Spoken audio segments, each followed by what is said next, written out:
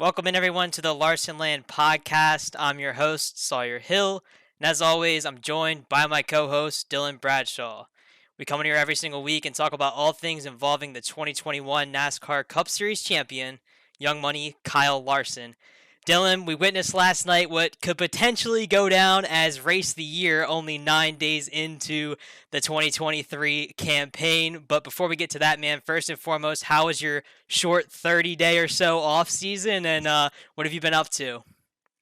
Yeah, I mean it's crazy. It seems like it's been months and months and months since we've last had a race. Just not much to do. Pretty much just watching football. No races to watch. So pretty boring off season. Definitely miss the racing, especially the dirt that we usually see more of. But yeah, just not much going on. Just excited to get started again this year.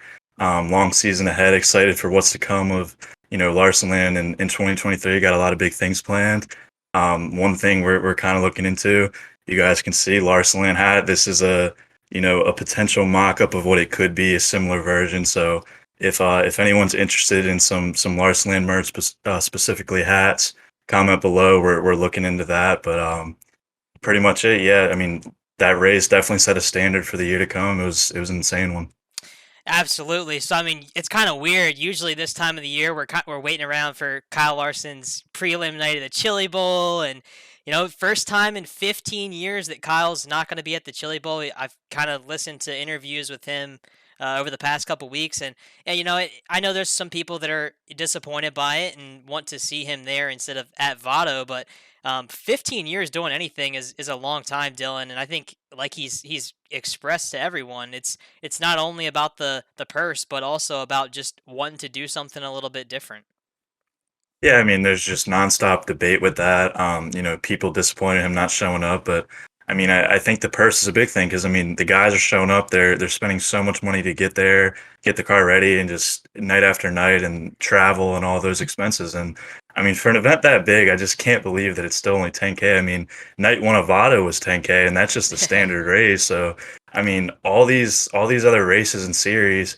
I mean, shoot, there's like modified some nights that go for 10K. So for a staple race like the Chili Bowl to still be 10K, I don't blame them for not showing up. I mean, they gotta reward these guys some more money for it. Absolutely. So enough talking about the Chili Bowl. I mean, first, I guess we'll go ahead and we'll give our picks for the race for the Chili Bowl. I know Kyle Larson won't be there, Christopher Bell, some of the heavy hitters that we're so used to seeing. I mean, for me, I think it's Buddy Kofoid's year. I think Buddy can go out there and pick up the win on Saturday. I know we're gonna still be watching it even though Kyle's not there. Yeah, I mean, Buddy's obviously a great pick. He's the guy in midgets. I'm gonna go with my boy Rico. Gotta support my boy Rico. I think he'll get it done. There was some talks that he may not enter, but late on he got a ride. He got everything straight, and so yeah, I'm gonna go with my boy Rico on the Chili Bowl. Definitely a good pick there. So diving into Vado and the Wild West Shootout. Two nights of racing completed out of the 6 nights so far. Saturday night was the first night there, and Kyle Larson came out of the gates pretty quick. There was no hot laps either of the nights. They went straight into qualifying, and Kyle was second quick in Group B on that first night. And it kind of the track was kind of dominant on the bottom early on in the night, and I think it was Tyler Erb that moved up to the top in the heats and started to kind of find some speed. I think that was in heat 2 or 3, but Kyle started on the pole at heat 4 and was ran away with it. Honestly, he seemed like he was way faster than everybody else, and even started testing out some different lines later in that heat race. But um, definitely didn't show that same speed in the feature on night one. Yeah, I mean the track conditions they weren't the best. It seemed like it was getting slicked down pretty quick, especially in one and two. I mean, you could definitely see the rubber laying down on the track. I mean, the guys in the back they were sliding all over the place. It was a mess. But yeah, I mean, new year, same old Jonathan Davenport. Really not surprised there. People thought about him getting a new crew chief. Some things have changed, but nothing's changed there. Yeah, starting out, it seemed like Bobby Pierce was the car to beat. I mean, he was fastest overall. He started the feature P2. He took the lead immediately, ran away with it. Negotiated some lap traffic. I think about the midway point. JD was in his rear view. He was coming for it. Um, Larson, I mean, immediately in the start, it seemed like he fell back like instantly. I mean, he started, what was it, P3, and he fell back, I think, to around P7. Low point was, I think, P9. So, don't know if it was a missed setup, not really sure there, but really slow to start. About 10 to go, Pierce, he spun out a little bit. I think he might have hit the wall at a two or something. JD took the lead, and it's ultimately cemented his first win. And I mean, just JD, man. I mean, just kind of getting old there.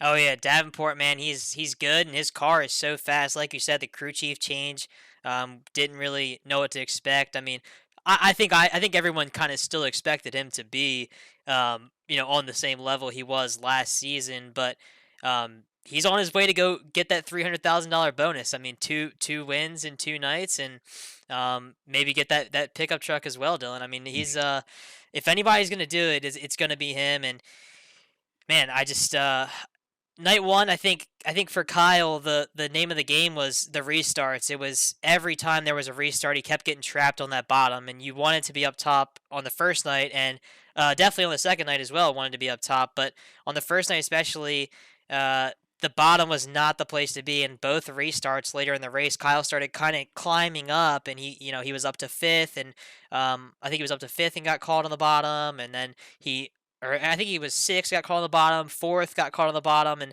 at one point where when Bobby Pierce spun, that was when he was in fourth, and that final restart, it's just tough to go anywhere when you get trapped down there, and ended up ultimately finishing fifth. As you touched on, I think the track conditions weren't the best in on the first night. I think it left a little bit to be desired, but in night two, the track crew got that thing right, and again, like I said, possibly race of the year. I mean, it's crazy to say that 9 days into 2023, but I don't know if we saw a race that was that good last year, Dylan. I mean, JD and Kyle put on a show, and man, I know we were sitting on the edge of our seats. We thought Kyle was going to be able to do it. He would get a run and then throw a slide job in there, and Jonathan Davenport would be able to cross back under. I mean, JD's car has just got to be so good, dude, to be able to cross underneath of him every time on those slide jobs, and get back in front of him down the straightaway. Yeah, the one part of it when he was battling, I mean, out of two, Kyle started like diamonding off out of two a little bit, and he just got so much speed. And then right as you exit two, Jonathan Davenport, it's like he just hit his nitrous boost and he just flew off because you thought for sure that Kyle was about to take the lead there, diamonding off out of two. But I mean, he just took off. Track definitely had some moisture in it to start. Larson was kind of sticking to the bottom near the start of the race, moved his way up top. Um, but I mean, when they were battling, they were kind of swapping lines a little bit. Like Larson was running top, then the next lap they swapped lines. JD was running top. I mean, the top was definitely faster for Larson. That seemed where he kind of gained on him a lot, but it's tough, man. Larson wanted that one really bad. He near the end he kept hitting that cushion out of four because he was just sending it. He wanted it so bad, dude. And he had the car. I think he had the speed to beat JD that night, but man, that's a tough one. Yeah, and then I mean, out of nowhere, everybody was focusing on the battle between JD and Kyle Larson. Then out of nowhere, what I think is a very good looking race car with Bobby Pierce with that purple Longhorn chassis. He came out of nowhere. I mean, he crept up on him lap by lap, and then he was eventually throwing slide jobs on Kyle Larson for the second spot, and he was involved in that battle too. I saw a lot of people on social media kind of bashing Bobby for throwing those sliders at the end, and going for second on Larson, saying that he ruined Kyle's chances of winning the race. But by no means. I mean, Bobby's going for the win just like Kyle is, and I think it's just hard racing out there. I mean, if you think that is dirty, then you don't need to be watching dirt track racing, in my opinion. Yeah, the thing that was kind of frustrating me was like the lap cars. I mean, obviously you got to maneuver your way, but some of those lap cars would just not get out of the way like at all when they were battling. Like they were sitting there throwing slide jobs at one another, and there's just a little car putting around the inside, just would not move out of the way. But yeah, I mean, classic, hard to beat. It's definitely setting the standard for this year race. I mean, most memorable race last year, I would still say was Fairbury, and I mean, this one was almost just as exciting for me. I mean, it was a crazy one for sure. Oh yeah, and I heard a lot of people like kind of I don't remember who, I think it might have been Brandon Shepard in the interview comparing this track at Vado to like a bigger Fairbury, and I definitely see that comparison now watching a couple nights of racing and just based on some of the racing that we saw there last year. This place is putting on some good shows, Dylan, and I think obviously I think the crowd it wasn't packed either night, but if anybody's watching this or watched that uh, race or the highlights from JD and Kyle Larson on Sunday night, if you're in the area or within a couple hours, I mean, hey, it might even be worth a flight out there if somebody wants to do it or a long drive road trip. Go out there to Vado next weekend. They're racing Wednesday night. They're racing Friday, Saturday, and Sunday. Still four more chances to see racing just like that, Dylan.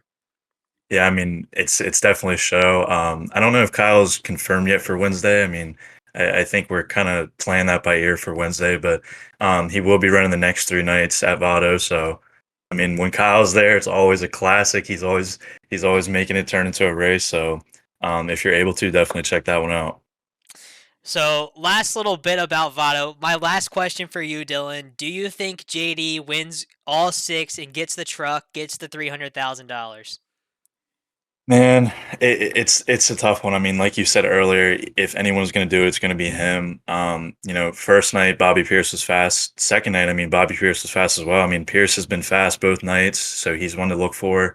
Larson, obviously, last night, I think he had the speed to beat him. So, I think if Larson can keep hitting on the setups like he did last night, JD talked about there's different things with the tires now. A lot of guys are running completely different tire setups. There's different things they play with there. So if Larson can keep hitting on it, I think he's the one to give JD trouble.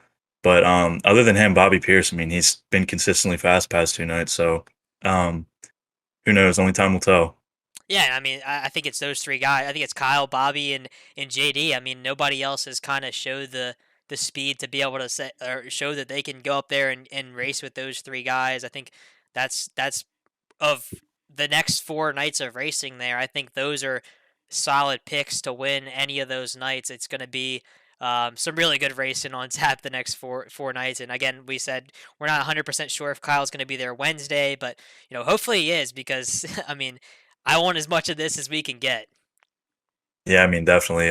Kyle, um, he definitely puts on the show. I mean, hopefully he runs it because, I mean, there's not really a ton of late models, I mean, in store. Didn't he say like he might run a little bit less late model this year or something? Yeah, and that in the interview with David Gravel or the podcast or whatever you want to call it on YouTube. I don't know if anybody watched that or not, but Kyle said that he's probably not going to be running any late model stuff from like June to like November next or this year. So gonna be a front heavy part of the schedule for late model stuff for Kyle this year. Obviously, sprint car racing is got so much stuff going on. We're gonna get ready to talk about that here in a little bit, but um, it's going to be interesting. I know Kyle's schedule is always subject to change. We obviously don't know the ins and outs where he's going to be every single night, but I do expect him to run a decent amount of late model stuff before June because really there's not a ton of opportunities to run sprint car stuff in that time other than some high limit stuff, which I think that's what we're going to kind of roll into now. I'll pull up the high limit schedule on screen for anybody watching on YouTube. Um, so before we talked last time on the podcast, this schedule was not released yet, Dylan, and um, I think it's an awesome schedule. I mean, a lot of these tracks we kind of talked about it before that we predicted some of them being on here. Lernerville was one we expected. Wayne County as well. Lincoln Park. Obviously, those were the two races that were scheduled to be ran last year. But overall, I mean, which one of these races are you looking most forward to, Dylan? I mean, originally, I think a lot of people were surprised there was no El Doro on the schedule. I mean, I think that was kind of a lock per se that people were expecting, especially for the last race of the year. But I mean, there's just a ton of good tracks. I mean, Huset's that's always a good one. They got huge races there this year. Lernerville, that's an exciting one. Grandview, I might try to make my way up for that one during that stretch. So there's like BAPS. Williams Grove 2 nights, Pocono, and then there's the Grandview that we might hit. So Oh yeah. just so many tracks, some unexpected. I mean, a lot of people were surprised, especially with like, I mean, some of the Midwest tracks. $50,000 at Lakeside. That's a big one. I already said Lernerville, 50K Lernerville. That'll be a great one. Lernerville's a great track. So, a lot of exciting tracks. Yeah, it's going to be interesting to see how it all plays out with the outlaw drivers, which guys decide they want to, jump off the tour and run all these races, and what guys want to, run for and, keep all the bonus money, and then what guys decide they want to run 8 and lose the bonus money and still be eligible for points in the outlaws. Because I was talking about it with somebody earlier today. It's these races do mostly follow the World of Outlaws schedule, and these are kind of races that are on the way or leaving from outlaw races that are on the weekend. So it's going to be interesting to see what the car counts look like. I think some of the earlier races are going to have good car counts, and some of the later ones as well. And I kind of like how they didn't go heavy in the summertime, because there is a lot of sprint car racing this year with Huset's 250,000 to win, High Bank Nationals. You got the Eldora Sprint Car Million, which I'm thrilled for that one. But yeah, I think the schedule overall is really balanced, and Kyle and Brad did a great job with this. So if anybody's near any of these racetracks and is looking at this schedule, definitely buy your tickets. Most of the tickets are online now to go and get your reserve seating. I would highly recommend it. Help Kyle and Brad out. They want to see the grandstands jam packed at these events. Yeah, man, it's tough. I'm kind of salty. They're all way up north and Midwest, and I'm down here in Florida, just all alone, nothing near. So, I'll definitely have to make a trip up. Hopefully, I can hit, like I said, Grandview at least one high limit this year. I want to go to. So, yeah, we'll see. It'll be a great time. Yeah, I plan on attending, I think, Grandview, Lernerville, and Bridgeport, all kind of up in the area. So, if we get out to any other ones, it'll be a pretty big trip. But definitely want to try and get as much of the high limit races as we can. So, kind of shifting gears now, Dylan. Last night there was a teaser dropped on Flow Racing on their social media for this new Dirt docu series premiering on January 15th, next Sunday. It's going to feature Kyle Larson, Justin Grant, Timez, Tyler Courtney. I think it's so cool. I mean, it's kind of a spin-off of Formula One's Drive to Survive, the Netflix series, and NASCAR's Race for the Championship last year, kind of following the behind-the-scenes stuff with these drivers. I really can't wait to see what kind of look we get into the lives and the seasons from last year for these guys. Yeah, I mean, it looks amazing. I mean, the preview was awesome. The camera work in it, they're just awesome camera shots of, on track action and so on. But I mean, I think it really goes to show how big dirt racing is getting because, I mean, we never saw anything like this before. Kind of an inside look of what happens with these teams and the drivers, the top guys like Larson that are in it. And it's interesting to see, and it's awesome to see dirt kind of growing the sport and getting it out there, and I'm really looking forward to it. I mean, it looks awesome. Yeah, I mean, anytime we can get some more stuff with Kyle Larson, I know we're happy about that. But Flow does a good job. I mean, they really do a good job, and it seems like all the time they're adding new stuff onto their service. And I mean, if anybody doesn't have a Flow subscription already, it's like kind of like, what are you doing? I mean, it's a bargain. I mean, you get so much for your money, and now it's additional stuff like this, which I would just say are extras. I mean, you go to watch the racing itself, but then also kind of having like a series on the service as well. I know in dirt racing, like I kind of feel like sometimes for people, the fans, like the average fan, it's kind of hard to follow the storylines throughout the season for individual drivers. There's so much stuff going on. There's so many races between all the different series, and I think it'll be cool to kind of just get like an inside look. I think from just like last year's racing for these four drivers, and I know I'm really looking forward to it.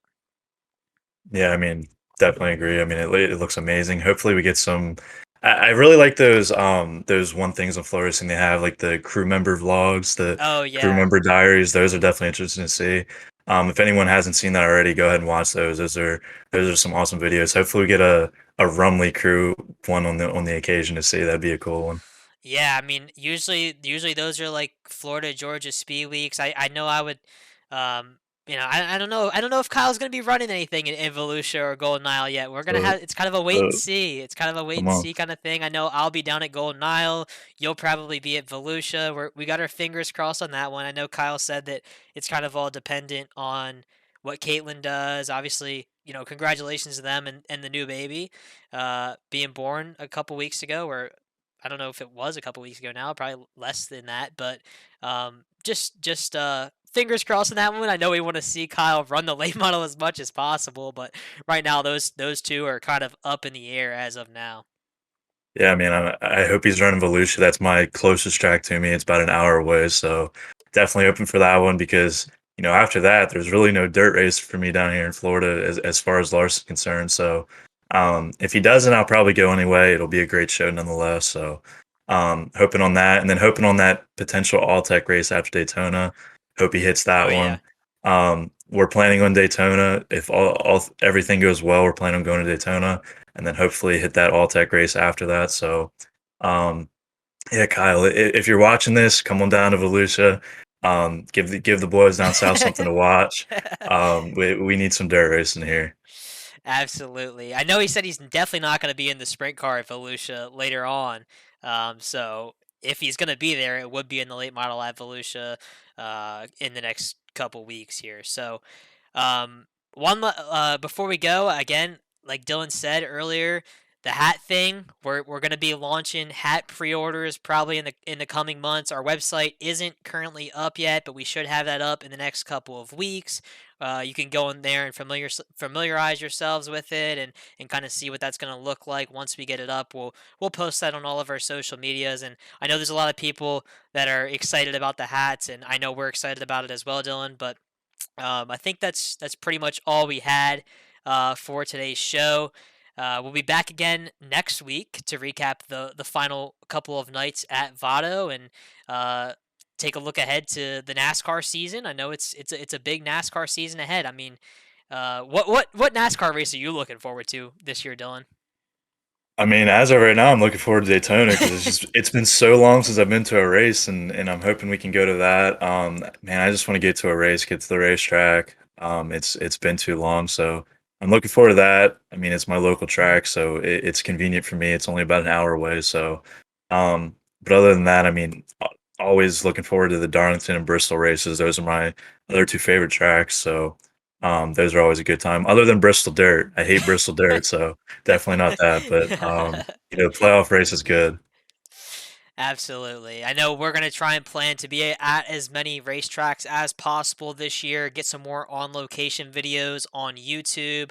Comment down below what kind of content you would like to see going into the 2023 season. We have a lot of stuff planned, a lot of stuff that is in the works currently.